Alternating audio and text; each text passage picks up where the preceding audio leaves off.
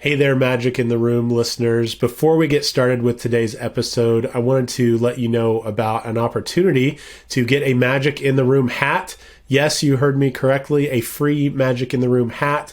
Well, it's not really free. You have to do a survey first. Go to magicintheroom.com. We have a survey there. Should just take a few minutes. We're looking for information from you about what you like about the podcast, what you wish we would do differently, and would just love to hear any other ideas that you have. So again, magicintheroom.com. Give us some information and feedback. We will mail you a hat. It's going to be awesome. And let's get to today's episode.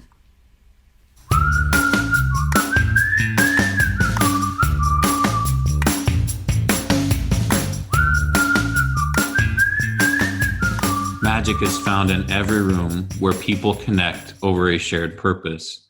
In this weekly podcast, Luke, Hannah, and Chris explore the role of purpose, courage, mindset, and culture in every leader's quest for transformational performance. Welcome to the Magic in the Room podcast. I'm Luke Freeman. I'm Hannah Bratterud. And I'm Chris Province, and I am excited to be here today. How are you guys? Doing great. Pretty excited. It's fun to be in the same room again. It is. Yeah. It's awesome. Everybody's like double vaxxed, ready to rock and roll. Yeah. So everyone that matters. Right. In a nice confined space, breathing on each other. So let's, today we're going to talk about kind of the final sort of domain within our Unlocking EQ series, which is, it's about persuasion. Okay, so to me, it strikes me as like you do everything else right. You're self-aware. You have technical competence. You kind of have command over some of those core disciplines of leadership, and ultimately, you're able to affect decisions that then inspire action from others. So that's really the concept we're going to dig more into today and unpack. But I thought to open, maybe we talk about a time where we've been influenced. Right? Surely everyone out there has been influenced at some point in their life.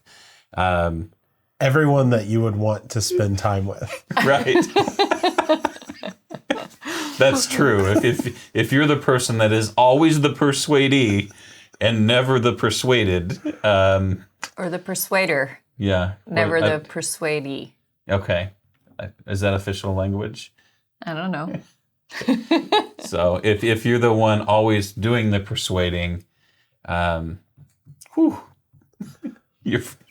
usually get your friends in trouble, I think. So, and that would also make you a pretty bad follower. So we'll jump right in. All right. Let's share about a time. Like, what's a time where you've been persuaded to do something, and kind of what were the dynamics in play, maybe within the relationship, or when it came time for the rubber to meet the road and you say go, no go, what were the things that ultimately tipped that decision? Yeah, so I have one. I feel like, we're making fun of the people who are always this persuader. I feel like a lot of my life, I am the persuader, but I do have this area of things where I kind of drag my feet and I don't start quickly. And it's anything that's like a creative thing. And that's where my perfectionism comes out, and I want to be the artist and I want it to be perfect and beautiful the first time out. And sometimes I'm really slow at just like moving and getting that minimum viable product out there. And so this podcast is my example. We had talked about it. I think kind of thought it was a good idea, wanted to do it. And I was just like, man, like recording Zoom in a conference room where it's like, you can hear the room or like you can hear road noise. I was just like, I don't know, like surely we need to get our act together a little bit more before we just like hit record and start talking. And I was persuaded by you guys to like just move. Like, let's just do it. Let's just start doing it and we'll figure out all of that stuff as we go. Because we're not going to get good at it until we do at least 150 episodes, right? That's right. So we're a third of the way there. We're a third of the way there. So I am trusting the process that we are a third of the way there and we're going to keep improving. And that like artistic perfectionism, like it still does get me sometimes. Like I'll listen to an episode and I'll just be like, oh man, like what if we edited it like a little bit cleaner? Or what if we like had a better example, or what if my illustration in that example was better and I was more prepared. But I think like I've gotten so much value out of it that I don't have any regrets. I'm glad that I was persuaded. And to me, that's where I need to get better, is learning to be persuaded at the right time. And so when it's something that is a blind spot for me, or like a known weakness, like perfectionism, known weakness, those are the things that I need to be quicker to be persuaded on than other areas where I'm like trying to get other people to change, move, be courageous, think differently, all of that good stuff. Yeah, a couple of takeaways from that story. One is, you looking at so much about business leadership and seeing it as art and how it should show up. So when you have a vision for what it can be, it's why you have confidence in it. It's why you communicate, this is the thing. And that's what compels other people to align. And then to see the flip side of that play out. And yeah, if I don't have full confidence in it, it's hard to move.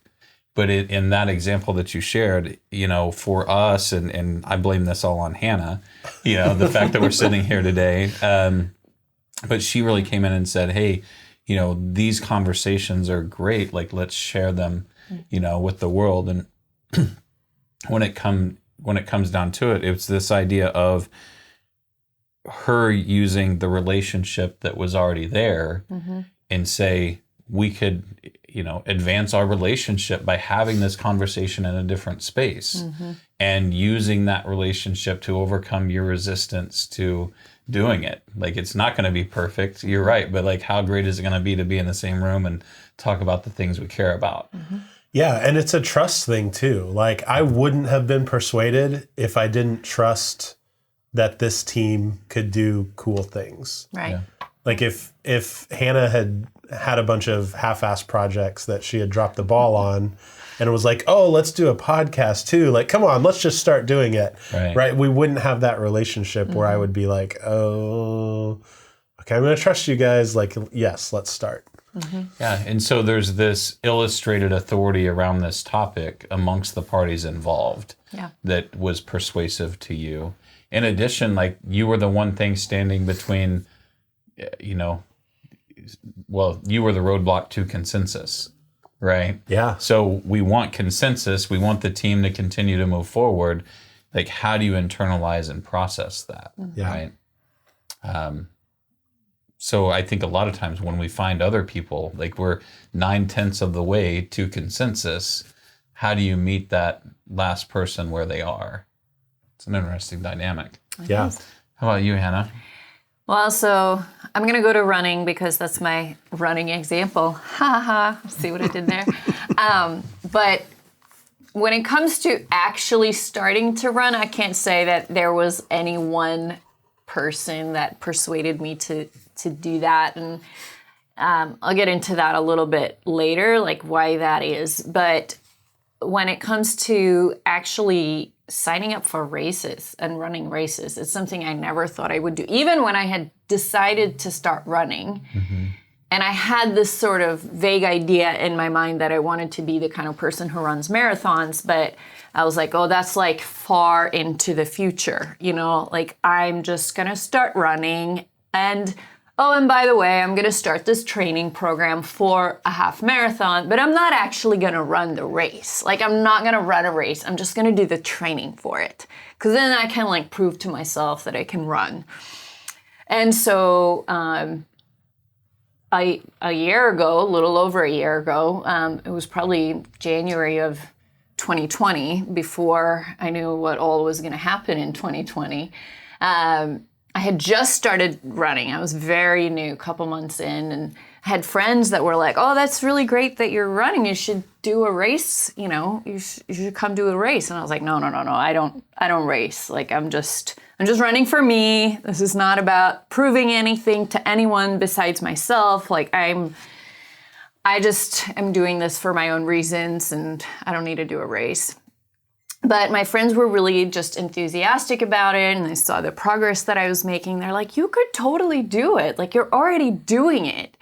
And they're like, we're going to do this 10K in March. Why don't you join us? And I was like, So I started thinking about it more, and I think, just having a little bit of evidence, first of all, that, okay, I am running now, so maybe it's time. Maybe it would be fun. And for me, I'm very motivated by joy and fun, and having other people that were going to run seemed really fun. So I went ahead and signed up for that 10K, and then I signed up for the Tulsa Golden Driller half marathon in April of 2020, and I was like, that's going to be my first half marathon. That's what I'm going to be training for.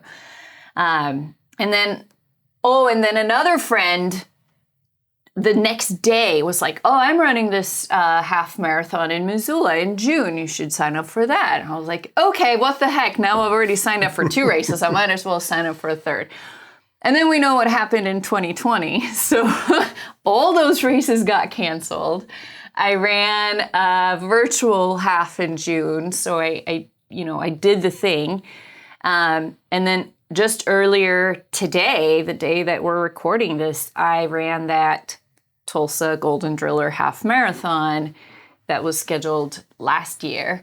And so I'm just sitting here living proof right now that I got convinced to do something that never existed as a possibility in my mind. Partially because I was already doing the work, but somebody came along and influenced me to step it up a notch, right? And to rise to the occasion and take on an additional challenge. Yeah, and can we announce second in your age group? Way to go. Sure. That's exciting. Second out of 2. Awesome. No, I'm kidding. There were more than 2 in my age group. The results were a lot better than I expected. And just the confidence of doing that now, a year later, I had a completely different level of expectations going into it. I didn't have very high expectations, but I 100% knew I would finish. I 100% knew that I could do it without falling apart, and that it wouldn't be that hard, because I have now a year's worth of running to prove that. Yeah.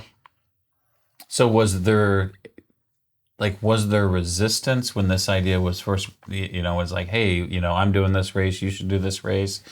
Was there strong resistance, or was it just more what happens if, what was the source of the resistance, and what ultimately helped you get over that? Yeah, for me, the source of the resistance is usually some kind of fear, right? If it's something that sounds like maybe something I would consider doing and I'm hesitating, it's because of some level of fear, right? So it was like, oh, I don't know if I can do that. I've never ran that far before. I've never done this before. I have no idea if I can. So, I was very fearful to make the commitment and then I did have quite a bit of resistance at first. It initially was like, no way, no, that's not going to happen. But I ended up deciding pretty quickly, and I think part of it was really just because of the enthusiasm of my friend. And by the way, all of those friends that convinced me to run those races, none of them ran any of them. I'm the only one that's actually done it. So, yeah. Oh, that's awesome. And congratulations on a new personal record. Thank you. Yeah. New PR, second in their age group. That's inspiring. I think my example, I can think of a number because I'm pretty easily influenced. I always say, marketing works on me. So if you want to market to me, I'll probably buy once. But no, I am a person that is, I wouldn't say easily influenced, but I'm open to a lot of things. I'm open to new experiences and the learning that can come from just colossal failures. I embrace that a lot. So, I think for my example, I will kind of look to, I'll use like why I got into academics or how I landed in academics. And I was sitting with Dr. Bob in a coaching session one day, and I'm starting to kind of dabble in some interventions that I'm picking up as I'm journaling and working through like airport readers, the Jim Collins stuff. And, that's probably where it started. Lencioni, Collins, those were kind of introductory break-in sort of findings for me. But to hear them referred as airport readers like broke my heart. Like I thought this was the real deal, right? And Bob just kind of said, this material will only take you so far. If you really want to grow, then becoming part of a cohort that's focused on the core research that's behind this material will advance your understanding much faster. And there's no reason why, like the way you eat information, there's no reason to think that you wouldn't succeed. Right. So, for me, that resistance came from people like me. Do people like me really study things like this? Like, can someone like me be successful in grad school? If I have this job, how do I complete, or how do I withhold that or hold up that commitment? But when Dr. Bob is the one saying it to me, it's very much about his likability, and how I was bonded to him, and someone that I admire saying, this will help you grow. So when we talk about like building relationships through persuasion, because then I go into a program where he's also a professor, an educator within that program. Right. And now I engage in those, I just engage in everything differently. Like everything's an obligation to the relationship he and I share, and creates just ideas and thoughts that we can carry conversation around or build models around or create interventions around. So, and him coming from that background of academics saying, I know you can succeed doing this, like illustrating his authority, like he's the one with the doctorate, not me. Right. And he's telling me, like, as an educator, I'm telling you, I know you can be wildly successful. Yeah. So he's illustrating that authority, kind of leveraging the relationship and likability that he and I share to then push me forward in a way that further strengthens our relationship. Right. So I think that's a pretty good example of me being influenced, and then I'm like, okay, like let's see what happens, and the rest is history, so to speak. So met both of you, and just have been blessed. Everything about that program, the ties we still have to it, it just was, it will always be a very special time in my life, and the relationships that were born there, in addition to the learning, are irreplaceable and have immense value to me. So, nice. Yeah. Yeah. As you were talking, I was thinking about, we talk about different tactics to persuasion, and even in my example, right, there's some of the ones you mentioned, but the likability factor, right? The fact that I liked my friends and I was like, I like them and I kind of want to be like them in this way, right? Because they had all run races before. And so that was also, they were illustrating some authority. When they said, you can absolutely do this, like if we can do it, you can do it. And they knew what the experience was like, right? So that helped with the fear for me. And with that, just the whole, they were identifying some consistency because they were pointing back to the fact that in the training, I was already putting in the miles, right, that would get me ready for this race. They're like, you're already doing this. Like running a race is just, it's consistent with who you are now and what you're doing. Yeah. And so those, I think, even though it was just I don't think any of them put a lot of thought into, I'm going to use all these tactics to persuade Hannah right now. Right. But in that dynamic situation, right, there were a lot of these persuasion techniques that were used. Yeah, that's awesome. And I think about, the conversations you were having with the people that persuaded you, or my conversation with Bob, or the conversations with Luke about starting the podcast. Like, there are components of framing in all of that. Right. Yeah. And that leadership skill of how you frame the situation. And Luke, I'm really interested in because you're just an excellent facilitator, and so much about facilitation is framing. And like, what's your approach to framing? Like, how much is emotional? How much is logical?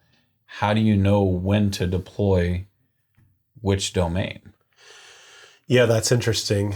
Like, I think about our conversations we've had about system 1 and system 2, which system 1 is kind of that prefrontal cortex, like it's our logical, rational mind. System 2, kind of the unconscious mind, driven by fear, driven by self-preservation, driven by what's worked for us in the past, but maybe we're not conscious of. And I think as a facilitator helping an organization grow, helping them define strategy, helping them become healthier teams with healthier relationships so they can be more successful and perform at a higher level. There is that element of persuasion there because, the thing that we always go to when we think about systems and performance is that saying, every system is perfectly designed to produce the results that it produces. Right. So you're always trying to change something if you want to get different outcomes. Yeah. And so if you're trying to change something, there is that element of persuasion in there to help people be open to thinking differently. And to circle back, I think it's both. I think people need to feel safe enough in the conversation that system 2 doesn't hijack, right? Their unconscious, their fears, their biases doesn't hijack the possibility that you're trying to present of what could be different. Right. And so you have to have that setting. You have to ensure that people are safe, that their status is safe, that they have some level of autonomy where they can make their own decision. Then you're not going to try and force a change down their throat. And then also engage with the logic and the rationality. What's a metaphor that helps them rationally think about how things could be different? What's happening in a really successful area of their business that we can take the same rational principles and apply them to the problem that they're facing right now or in their team? What's a really successful relationship they've had, or a really successful boss, relationship that they've had, that we can come and apply those same principles and say, well, it's all the same, right? If we act in these ways, we get higher levels of productivity and performance as a team. And so, there's a little bit of an art, I think, there in going back and forth between the right setting, the right safety, and the right ideas. Right. Yep. Yeah. And so that framing, it kind of scratches at this idea that what we communicate as the most important thing becomes the most important thing.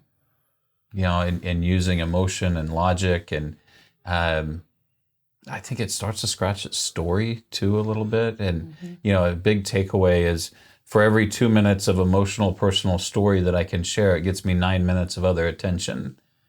So that's, from a leader's perspective, it's very important that we can tell a story, that we can tell about the times we've been influenced or show vulnerability, because that's what buys us the attention to get logic into the fold. Right. And if you think about story, I had the same thing written down, story. We didn't talk about this ahead of time, but it is that melding of the emotional journey of change and a rational point A to point B journey. Yeah. And, if we can leverage story and say, what, and we often say it like this, is there a world where, and then you lay out the possibility, right? And so just in saying, is there a world where as a team, we come to work every day and we're not worried about status. We're just worried about winning with each other because we're already convinced that we have each other's best interest in mind. Mm-hmm. Just by saying, is there a world where that happens? We're framing a story, right? And you're engaging in people's imagination to say, yeah, is there a world where that could exist? What would that look like? And they're starting to think through, like I come in and I get coffee and like, I'm not worried about if, so-and-so is grumpy today. I'm just worried about what cool thing can we do to advance our purpose together today? Mm-hmm. So, yeah. And I love that as a tactic that people, as a tactic that people can take with them. Another thing that I like is, what would our output look like, or what would our work look like if we didn't have this thing? Right. If we didn't have the thing that's constraining our performance. Because there's what we start talking about becomes the most important thing. Maybe it's a constraint, but what would happen if that wasn't our challenge anymore? Right. And so by then getting the team to frame that positive potential or what the future could look like, it now redirects focus on getting that constraint addressed. Mm-hmm.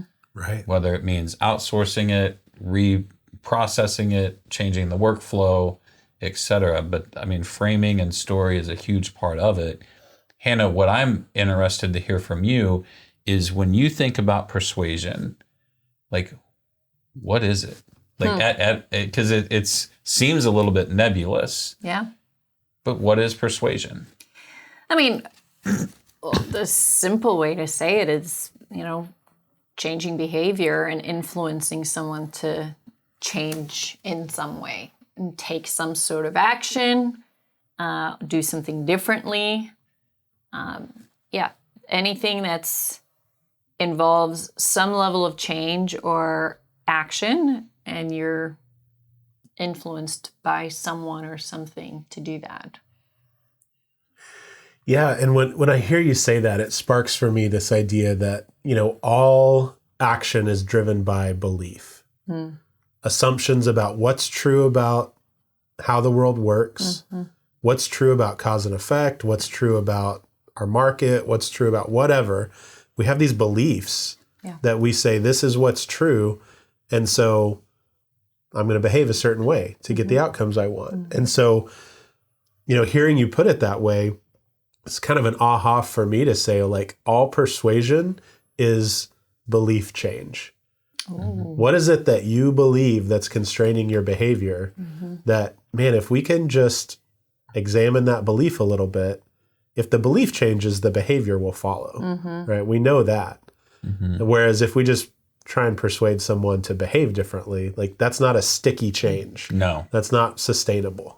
Yeah, I think that, if we go back to my example, right, I had to change the belief that I couldn't do a race, or that I didn't want to because I didn't believe that I could, and that this was something that was even in my makeup, like I was running a little bit of the race today with a buddy of mine that I used to know back in the day when I lived in Tulsa, and he kept seeing people that he knew, he's like, oh, I was running with so-and-so 10 years ago. And 10 years ago, that belief, like just the idea of running at all, but running a half marathon did not exist anywhere in my mind. It didn't exist. And so therefore it couldn't be, right? I had to first change my belief that I wanted to be a runner. And that was a very internally driven thing that didn't come from someone externally convincing me of that. But once I had committed to actually doing running, then I had another belief, which was like, I don't do races and I don't like it. I don't think I can do it. And I changed that belief, and then I did it, and I did it well. Yeah. Chris, what was the belief for you about choosing grad school? Just, I didn't know if people like me did that. Just thinking about where I come from. And I'd gone to law school. That was just awful. It was a bad experience. Like I walked away going, pay them whatever they want. They've suffered enough just by going through the process of law school. But I knew when I was going to grad school that it was a topic that I really connected with, like organizational dynamics, leadership, and like team health. Those were all topics that like I saw impacting those business outcomes every day. Yeah. And, you know, just it all turned out amazing, right? Like knowing how to evaluate a business that's differentiated on people. I can play these games anywhere. Why do I play them here? I can buy this lumber anywhere. Why do I buy it here? I can buy this metal anywhere. Why do I buy it here? Like understanding what makes those systems really successful, and like supporting other courageous leaders in building people differentiated, purpose differentiated organizations. Like that was the possibility.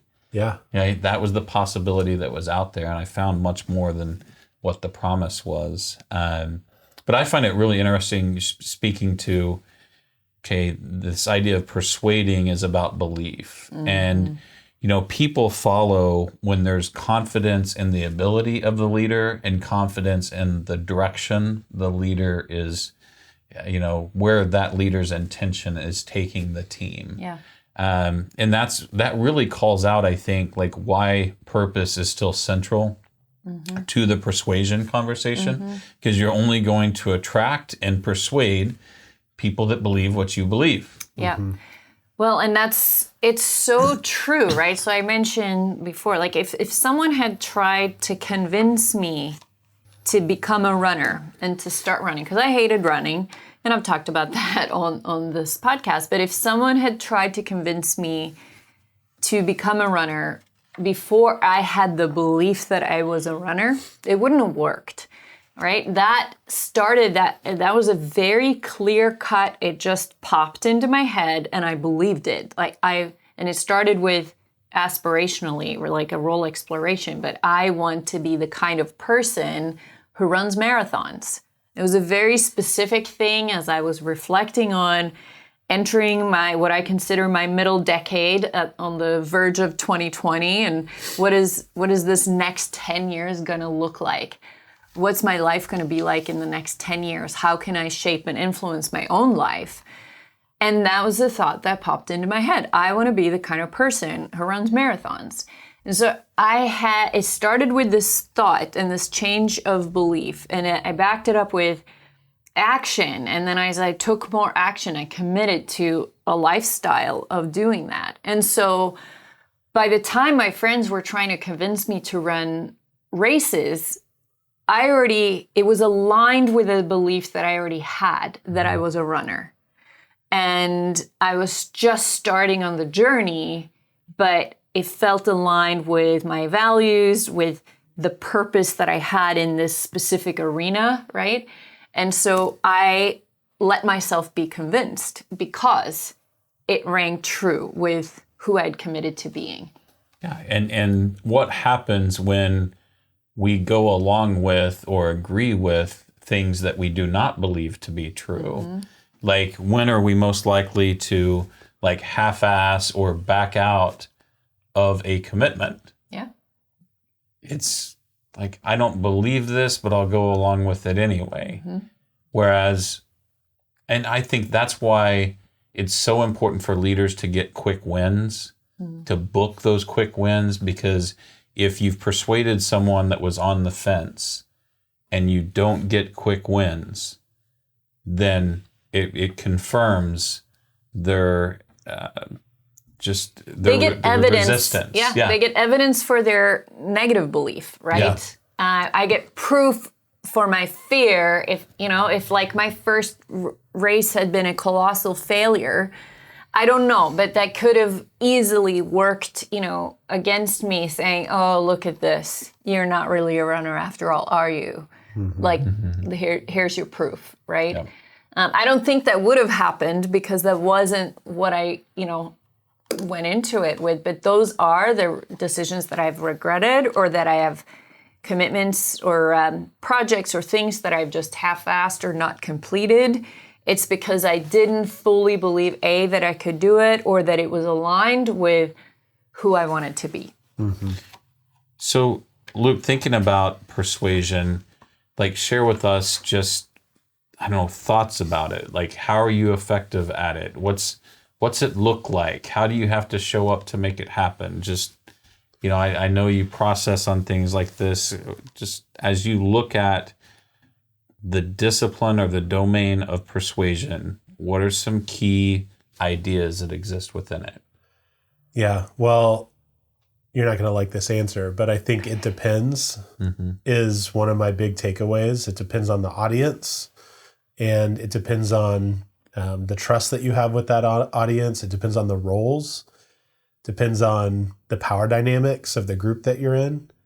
So, you know, you're going to have to take really different strategies. If you're a leader who's persuading people to execute on a vision that fulfills your purpose, then if you are a team member who's trying to convince a disagreeable leader to try something different or to, you know, give a strategy a shot.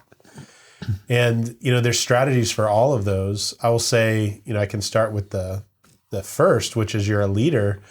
You know, we have talked about booking quick wins. You know, this is where it gets really tactical. You know, we tell everyone our monthly all hands meeting that includes a survey.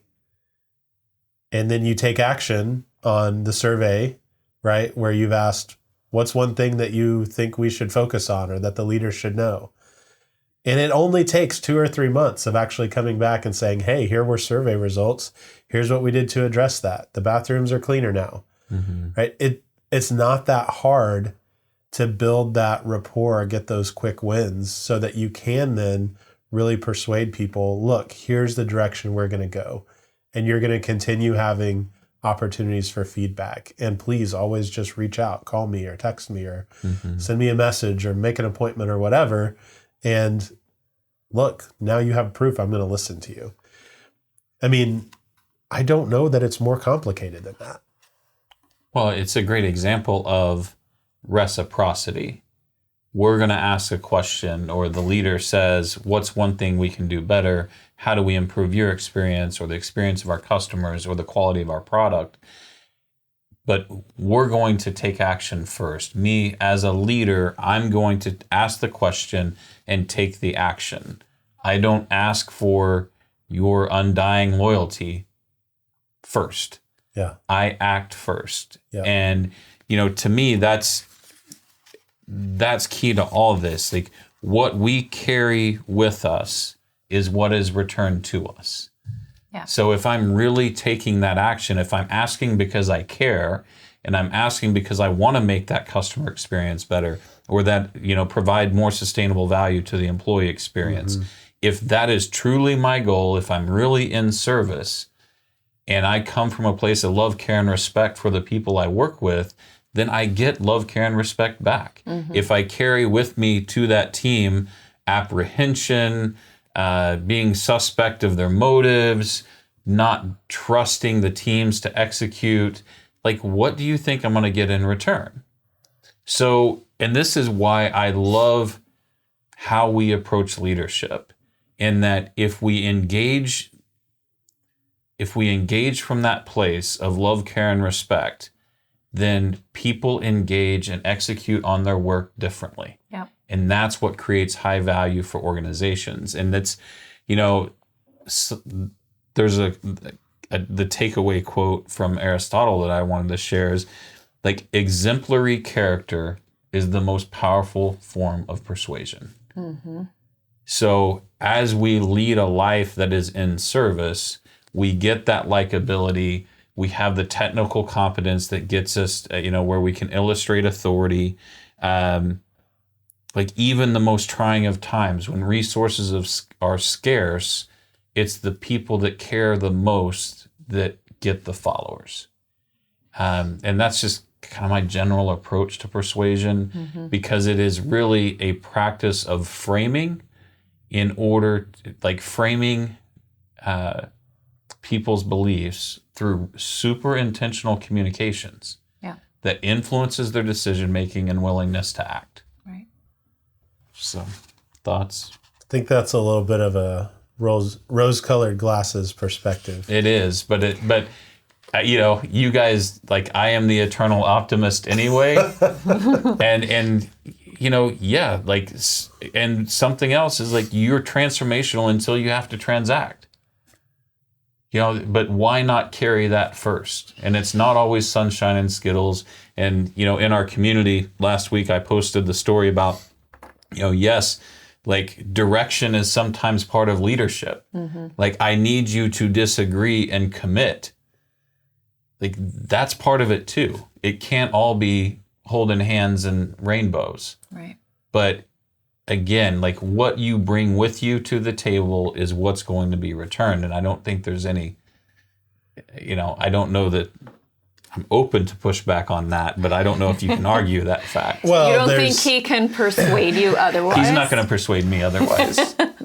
I think the leaders that we want to be, you're spot on. Mm-hmm. The people who are listening to this, like, yes, that's how we get it. Like, we get what we give, and we come and we're authentic, and we really want what's best for everyone that we have influence over, and we work our asses off to make their lives better and to move forward towards a shared purpose. Like, yes, that's what gets us resources. That's what helps us persuade people to be honest and upfront and not afraid of healthy conflict, and giving our folks the benefit of the doubt and believing that the potential inside every human being, if we can just unleash it, is going to take our organization further than it's been.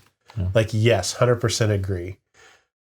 And it's also true that people are persuaded by speaking to their fears and their insecurities and providing narratives that may or may not be true. Mm-hmm. I mean, when I look at this last year, like, I see things that people have come to believe that are demonstrably not true. Mm-hmm. I mean, we had a huge conference here in Tulsa, 10 minutes from my house over this, like, yesterday, the day before we were recording this, where people were saying that, getting vaccinated is like a way to steal people's blood and alter the DNA of children. Wow. Like, it's demonstrably false. Yeah.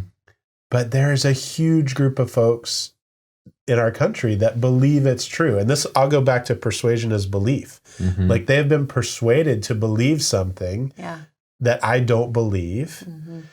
And the way that they've been persuaded is by providing narratives, providing story, like we talked about before, right? And if you look at the stories that they've been persuaded by, it's everything that we've talked about. It's, speaking to that irrational part of the brain by talking about emotion, right? Mm-hmm. Instead of saying you're safe, and so you're safe, so here's some facts that can help you imagine something different.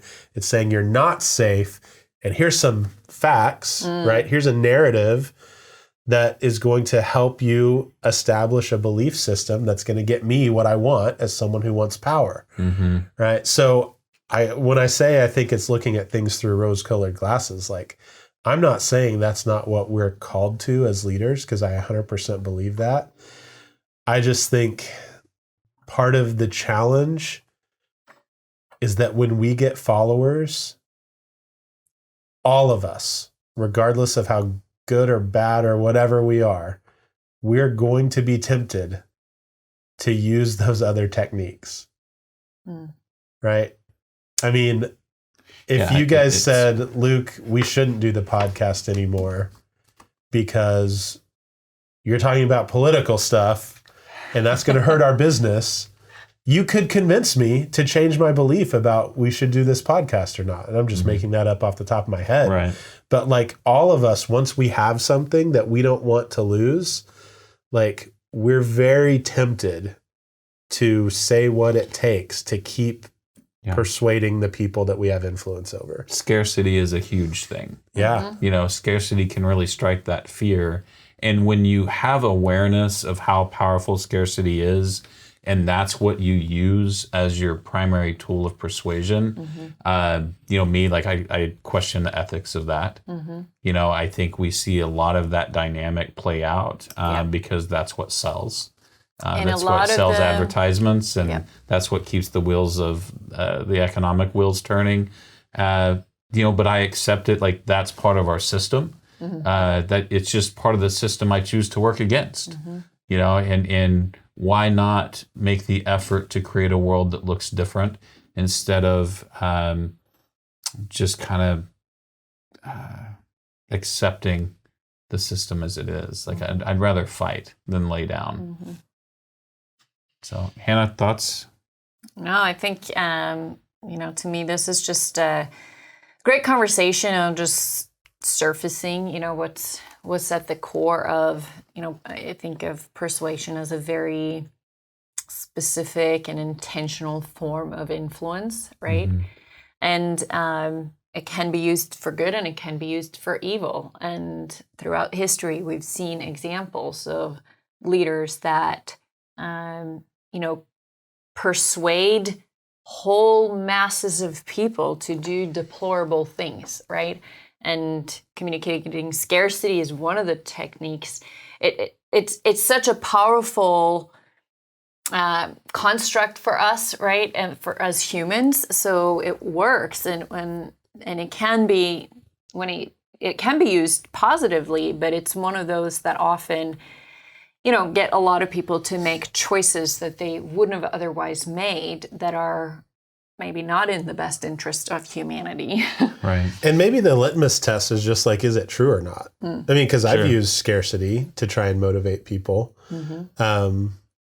Just quick story, like the organization I was a part of for over a decade, we were growing and we had a physical site and we hosted people and provided experiences for people. And our mission was to reach as many people as possible. And if you projected out the numbers and the carrying capacity for the site that we had, it was true that we were going to run out of space. And there was a years-long conversation around, what do we do about that? Like, there has to be some sort of other construction or acquisition, and what's the right answer, and how do we do that, right? And what the answer that we ended up with, there probably would have been 20 good answers, right, that could have worked. But the truth was, if we're going to keep reaching more people and providing experiences for more people, like just doing what we're doing a little bit more in this constrained environment every year, like we're going to hit a wall and not going to be able to execute on our mission. So, did I bring that up often? That like the wall's coming and we have to plan for it and we have to ramp up and like strategize and do all the behind the scenes work to get ready for some sort of step function growth instead of iterative growth. Like, yeah, I use that fact all the time, but I'm pretty sure it was a fact. Right. And I think for all of us, like we just have to be really aware of, are we saying things that are true or not? And if we're in a place where we have influence, like that's a ton of responsibility to like, be sure about our facts. Yeah. Oh, that's good. And, as we sign off today, I sign off with a little better, at least more perspective around the idea of persuasion and kind of its role. And I very much look at it like persuasion is to leadership what revenue is to business. If you do all the other things right as a leader, it yields persuasion. If you do all the other things right in business, it yields revenue. But I can't just decide to be more persuasive.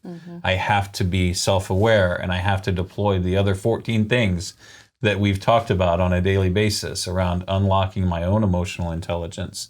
So to me, persuasion is kind of the last measurement of leadership effectiveness. And you spent a little bit of time talking about, what is right and what is wrong. And I just think that a leader's role is to be effective, and time will reveal the truth of the platform. Sure.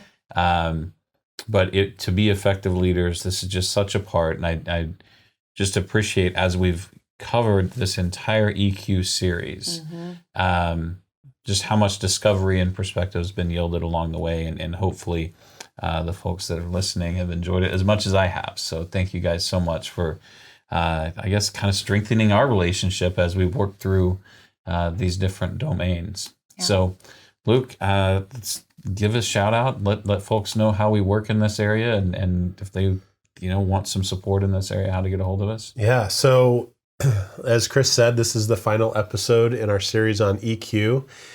We love helping people develop their emotional intelligence. And we think that that's not a soft skill. Kind of our little saying is the soft stuff is the hard stuff. Mm-hmm. We can read an article and learn how to do a different financial technique, or we can learn how to market. We can outsource a lot of that stuff, but we can't outsource our team's emotional intelligence. And the evidence is just overwhelming that emotional intelligence matters. It matters to our bottom line, matters to our retention of our best people. It matters to our ability to fulfill the purpose of our organization. And so we love to help people think through, how do we increase emotional intelligence on a team? We provide educational content, provide experiences for teams to make this stuff sticky, and ultimately to persuade and change beliefs about what it means to be an effective leader or an effective team or an effective teammate, and address those mindsets that really do drive transformational performance. So yeah, social media, website, email, we're easy to find. That's right. But it's work we love to do. Thank you guys so much for the series, being part of this. Feels good to be back together. Just awesome stuff. So till next time, thank you all. Yeah, thanks. See you next time. Bye-bye. Hey everybody, Luke here again. Thanks for listening to today's episode. Just wanted to remind you again that there's an opportunity for you to get a free Magic in the Room hat if you go to magicintheroom.com and complete a survey to help us make this podcast better for you. That's what we want to do. So go and enter some information, including your address, and we will send you that hat, and are really excited to hear what feedback you have for us. Hope that you have a great day and that you can go out there as a courageous leader and make some magic in your own rooms that you're a part of. We'll talk to you later.